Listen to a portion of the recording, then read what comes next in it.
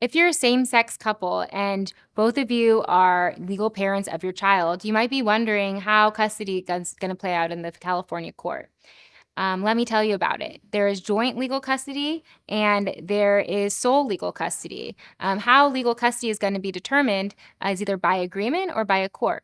Legal custody is, your right to make decisions about the health, safety, education, welfare of your kid. If you're both capable of making these decisions, typically you're going to have joint legal custody. It's pretty rare that only one parent has legal custody, the other parent doesn't have legal custody. Those would be in situations where the other parent, maybe has some kind of mental health issue or a substance abuse issue, or, has a behavior where they're very violent, where, it's unsafe for, your child to have, decisions made about them by the other parent. And it's a high bar to prove that kind of thing. So if you have some serious allegations about the other parent, let's talk about it. Let's see if you'd be a good case for sole custody. But otherwise, I would assume you're going to have joint legal custody.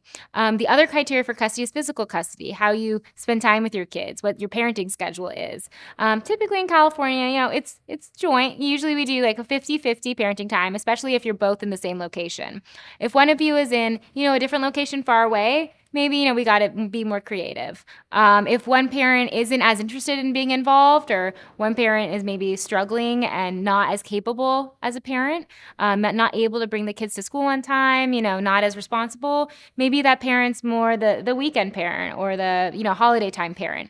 Meet with us and tell us more about how your kids are doing, what each of your parenting styles is like, your history, what's gone on in your relationship and your marriage. And, we can better advise you as far as what custody should look like and whether we can hopefully kind of negotiate custody, with your ex or your ex's attorney to keep this out of court and really, do what's best for your kids.